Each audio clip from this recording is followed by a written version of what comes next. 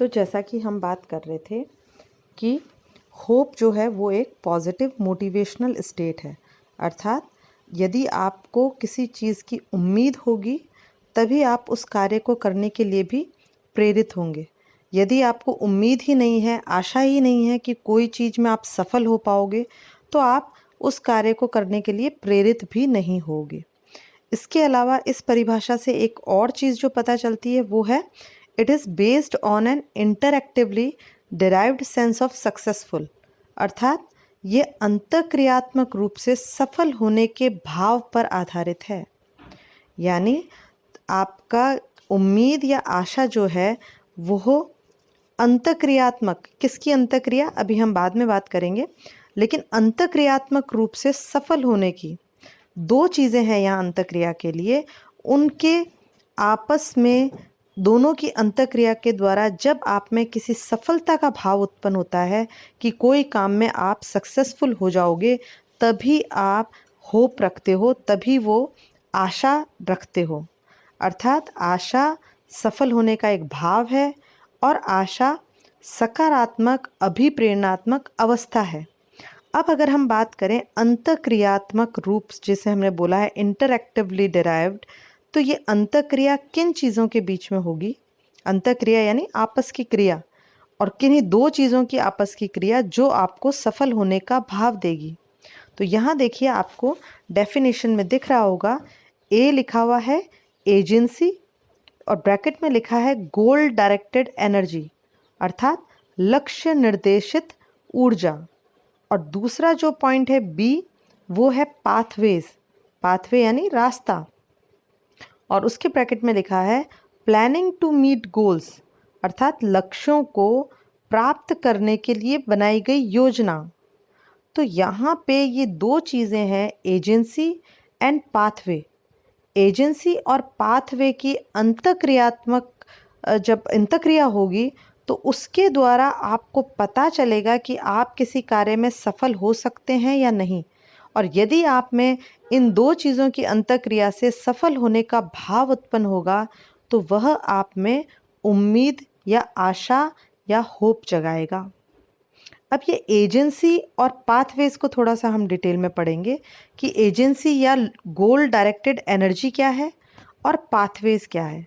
बहुत सिंपल सा है, आप देखें तो एजेंसी इन्होंने बताई है गोल डायरेक्टेड एनर्जी। हर व्यक्ति में एक ऊर्जा होती है और जब आप उस ऊर्जा को अपने लक्ष्य को प्राप्त करने की ओर निर्देशित करते हैं तो आप में उम्मीद जगती है। अगर आपको लगता है कि कोई सामने लक्ष्य है आपके और आप उसे प्राप्त कर सकते हैं, आपके अंदर वो क्षमता है, वो ऊर्जा है कि आप उस लक्ष्य को प्राप्त कर लेंगे, तो ये कहलाएगा एजेंसी। और ये कहाँ से आता है? ये आपको अपने पिछले अनुभवों से प्राप्त हो सकता है, आपको अपनी क्षमताओं पे जो विश्वास है, आपको अपनी ऊर्जा पे जो विश्वास है कि आप लक्ष्य प्राप्त कर लेंगे, आप अपनी क्षमताओं को लक्ष्य की तरफ निर्देशित कर पाएंगे, यही एजेंसी है। और इसके अलावा है पाथवेज, अर्थात उस लक्ष्य को प्राप्त करने के लिए की जाने वाली प्लानिंग या बनाई जाने वाली योजनाएं। अर्थात यदि आपके समक्ष कोई गोल है, कोई लक्ष्य है, आप ये जानते हैं कि उस लक्ष्य को आप प्राप्त करने के लिए क्षमतावान हैं, आप में एबिलिटीज़ है, और दूसरा अगर आप ये भी जानते हैं कि आप उस लक्ष्य को एक रास्ते से, नहीं तो दूसरे रास्ते से, नहीं तो तीसरे रास्ते से, किसी भी पाथवे से प्राप्त कर सकते हैं, अर्थात आप उस लक्ष्य तक पहुंचने के लिए प्लानिंग कर सकते हैं। यदि ये दो चीज़ें आप में है तो इनकी अंतःक्रिया के फलस्वरूप आपको ये ज्ञात हो जाएगा, आपको एक सफलता का भाव फील होगा कि अरे ये तो लक्ष्य मैं आसानी से प्राप्त कर लूँगी। और यही जो आपकी मानसिक अवस्था होगी कि मैं ये लक्ष्य प्राप्त कर लूँगी, इसी को हम उम्मीद कहते हैं। इसे हम छोटे से एग्जाम्पल से समझ सकते हैं कि यदि बच्चा कोई एग्ज़ाम क्लियर करना चाहता है, उसके समक्ष एक गोल है, चाहे वो बीए का एग्ज़ाम हो, चाहे वो कोई कॉम्पिटिटिव एग्ज़ाम हो। आप लोग करते हैं, कई पटवारी की परीक्षाएं देते हैं, आरएस आईएएस की परीक्षाएं देते हैं। 12वीं के बाद आप लोग जो साइंस के स्टूडेंट हैं वो नीट, जेआरएफ वगैरह ये देते हैं, मेडिकल और इंजीनियरिंग के एंट्रेंस एग्ज़ाम।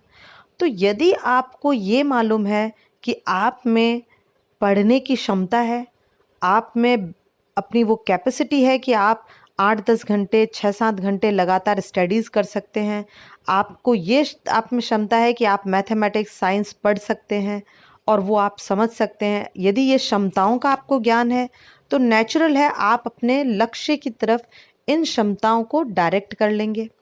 और दूसरा, यदि आपको रास्ता पता है, अर्थात यदि आपको ये पता है कि मेरे को अच्छी से अच्छी कॉम्पिटिटिव बुक्स लानी है, मुझे अगर कोई सब्जेक्ट मेरा वीक है तो उसके लिए कोचिंग्स करनी है, कोचिंग के अलावा यदि मेरे को कोई चीज़ समझ नहीं आ रही तो मैं और भी अपने साथ वालों से किसी से मदद ले सकता हूँ। तो इस तरह यदि आपको अलग-अलग अल्टरनेटिव रास्ते मालूम हैं और आपको साथ ही अपने क्षमताओं का ज्ञान है, तो इन दोनों की अंतःक्रिया के फलस्वरूप आपके मन में एक भाव जगेगा कि आप किसी भी एक पर्टिकुलर जो आपने सोचा है उस परीक्षा को आप पास कर लेंगे, उस परीक्षा में आप सफल हो जाएंगे और ये सफलता का भाव ही आपको उम्मीद देगा। और आप देखिए कि ये उम्मीद कैसी होगी, it is a positive motivational state. यह उम्मीद एक सकारात्मक अभिप्रेरणात्मक अवस्था होगी, आपकी मानसिक अवस्था, जो कि आपको लक्ष्य प्राप्ति की ओर ले जाएगी। तो इस तरह मेरे ख्याल से अब आपको समझ आया होगा कि आशा और उम्मीद, जिसे हम बहुत सिंपल रूटीन में जिन वर्ड्स को हम यूज़ करते हैं, लेकिन हम इसके प्रॉपर अर्थ को शायद नहीं जानते, अब ये अर्थ आपके समझ में आ गया होगा, क्लियर हो गया होगा कि आशा या उम्मीद एक मानसिक अवस्था है, पहली बात।